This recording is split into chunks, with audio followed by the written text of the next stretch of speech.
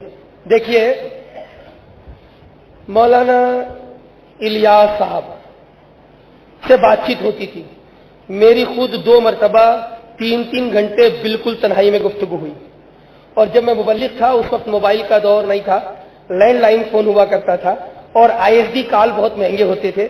تو post office میں جا کر رات میں 2 بجے 2:30 بجے اگر کال کرو تو وہ بھی رات کو جاگنے والا پوری رات جاگتا ہے اور دن کو سوتا ہے۔ میری بھی ان سے کئی بار گفتگو ہوئی، تو میں خود اپنی گفتگو جو ان سے میں کسی کی سنی سنائی بات نہیں بتا رہا ہوں، اس میں کوئی شک ہی نہیں، اور میں انتہائی یقین کی منزل پر ہوں۔ میری خود کی جو گفتگو ہوئی ان سے، اس گفتگو کے دوران بات یہ ہوئی کہ میں نے کہا حضرت مفتی عبدالعلیم صاحب کے یہاں بھی میں گیا تھا گھر پر، حضرت مفتی عبدالعلیم صاحب کے، اور حاجی غلام یاسین صاحب جنتا گلاس والے جو ناگپور میں ذمہ دار بنے پھرتے ہیں، انہوں نے ایک بار کہہ دیا تھا کہ ہم دیوبندی کی دال نہیں بولیں گے، سنی کا سین نہیں بولیں گے، اور میں امیر، تو مجھے 1-2 لڑکوں نے بتایا کہ یہ بول رہے ہیں کہ دیوبندی کا دال نہیں بولیں گے، سنی کا سین نہیں بولیں گے۔ میں مفتی عبدالعلیم صاحب کے یہاں گیا، میں نے کہا حضرت اصلاح ضروری ہے، ٹھیک ہے، نماز کی دعوت ضروری ہے، ٹھیک ہے، تبلیغی جماعت کا تحریک کے ذریعے جواب ضروری ہے، ٹھیک ہے، لیکن حضور آپ مجھ سے بڑے ہیں، میں آپ کے شاگردوں کے برابر بھی نہیں، میری یہ عرض ہے کہ جو کوئی ادارہ، جو کوئی تحریک، جو کوئی پیر اگر یہ کہے کہ ہم رد وہابیہ نہیں کریں گے یا رد وہابیہ کرنے سے روکیں گے، قسم خدا کی اگر دعوت اسلامی میں واقعی ایسا ہے اور مولانا الیاس قادری واقعی ایسے ہیں تو ساری دنیا میں سب سے پہلے دعوت اسلامی کو ناگپور میں لانے والا میں، سب سے پہلی مخالفت کرنے والا بھی میں ہی رہوں۔ مفتی عبدالعلیم صاحب تو حضرت نے فرمایا حضرت ایسا ہے بیٹا میں زیادہ بات نہیں کر سکتا، میں ہارٹ کا مریض ہوں، بیڈ ریسٹ ہے، میں زیادہ بات، آپ ایسا کرو نا مولانا الیاس قادری حضرت صاحب سے ہی بات کر لو۔ رات میں 2:30 بجے کے قریب فون لگایا، ان کو بات چیت ہوئی، تو میں نے کہا حضرت جو ہے رد وہابیہ کی اجازت ہونی چاہیے، میں نے بہت نرم لہجے میں بات کی۔ اب یہ اتنی زیادہ نرمی کے باوجود بھی ایسے ضدی ہیں کہ آپ نرمی سے بولو یا سختی سے، بالکل زمی ٹلت زما ٹلت ولیکن الیاس نمی ٹلت، ایسا اپنی مزاج پر ٹکا رہتا ہے یہ بندہ کہ میں نے اس سے بڑھ کر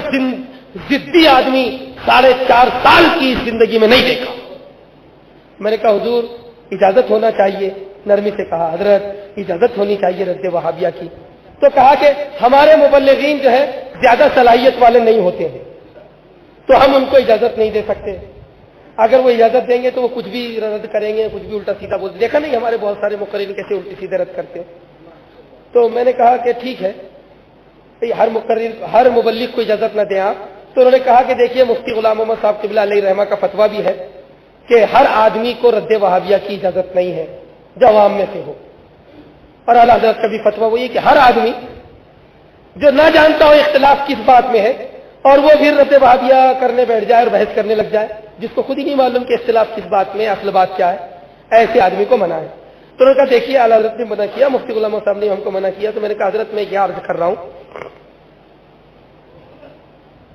ہر مبلغ نہ کرے، جو علماء دعوت اسلامی میں شریک ہو گئے وہ کرے۔ تو کہنے لگے کہ یار وہ دعوت اسلامی میں آئیں گے اور وہ رد کریں گے تو پھر دعوت اسلامی بدنام ہوگی۔ تو میں نے کہا ٹھیک ہے حضرت وہ ہمیشہ رد نہ کریں، میری ایک بات سنیے آپ، میں نے کہا حضرت ٹھیک ہے وہ ہمیشہ رد نہ کریں، بوقت ضرورت رد کریں، جب ضرورت آئے تب رد کر دیں اور اس کے بعد پھر اپنی اصلاح میں لگ جائیں۔ تو کہا نہیں ایسا بھی اجازت نہیں، جو ہمارے طریقہ کار سے متفق ہیں ان علماء اور مشائخ کا ہمارے یہاں سواگت ہے، استقبال ہے،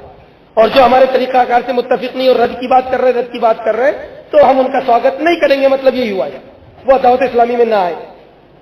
یہ گفتگو ان کی میں نے اس کو پینڈنگ میں رکھا، میں نے کہا نہیں حضرت آپ اس کو غور فکر کر لیجئے، اچھی طرح سوچ لیجئے اس پر۔ کئی مرتبہ گفتگو ہوئی اور ہر بار میں نے اس کے بارے میں پوچھا لیکن اس کا کوئی خاطر خواہ جواب نہیں ملا۔ ایک بار اتفاق ناگپور میں ایسا ہوا کہ چندرپور میں ایک دریدہ ذہن وہابی آیا اور اس نے اعلیٰ حضرت کے خلاف زبان طعن دراز کرنا شروع کی، چندرپور سے کچھ لوگ ناگپور آئے. حضرت مفتی غلام محمد صاحب قبلہ علیہ رحمہ ناگپور میں نہیں تھے, مفتی مجیب اشرف صاحب قبلہ ناگپور میں نہیں تھے, اور سید حسینی صاحب قبلہ رائے چور گئے ہوئے تھے. اب وہ لوگ فقیر کے گھر پر حاضر ہوئے, تشریف لائے فقیر کے گھر پر, اور انہوں نے کہا کہ رد وہابیہ کرنا ہے, اس کا جواب دینا ہے. تو میں نے کہا چلیے مفتی عبدالعلیم صاحب کے پاس چلتے ہیں. وہ بھی ہرے صافے والے, ہم بھی ہرے صافے والے. ان لوگوں کو لے کر گئے وین میں. ان کا السلام علیکم. وعلیکم السلام. بولے ٹھیک ہے چلیں گے,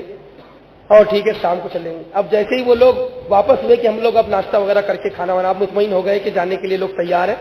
میں, ایک نعیم الدین مولانا نام ہے, نعیم الدین وہ, اور مفتی عبدالعلیم صاحب, یہ لوگ تیار ہوئے. ہم تینوں کے تینوں ہر امامے والے, دعوت اسلامی کے مبلغ. اتنی عظیم شخصیت جن کے نام کے آگے مناظر اہل سنت لکھا ہے, انہوں نے فرمایا کہ ایسا ہے بابو کہ آپ ہرا امامہ مت پہنیے گا, دوسرا امامہ پہن لیجیے. میں نے کہا کیوں حضرت؟ میں نے عرض کیا کہ میں ہرا امامہ پہنوں گا, پیارے اسلامی بھائیوں کہوں گا الصلاۃ والسلام علیکہ یا رسول اللہ پڑھواؤں گا, اور دعوت اسلامی کا نام لوں گا, اور وہابیوں کا رد کروں گا. اگر دعوت اسلامی والوں کو برا لگے تو تمہاری دعوت تمہیں مبارک, اعلیٰ حضرت مجھے مبارک. بس اسی کے 6 مہینے کے بعد میں نے دعوت اسلامی کو چھوڑ دیا, ترک کر دیا.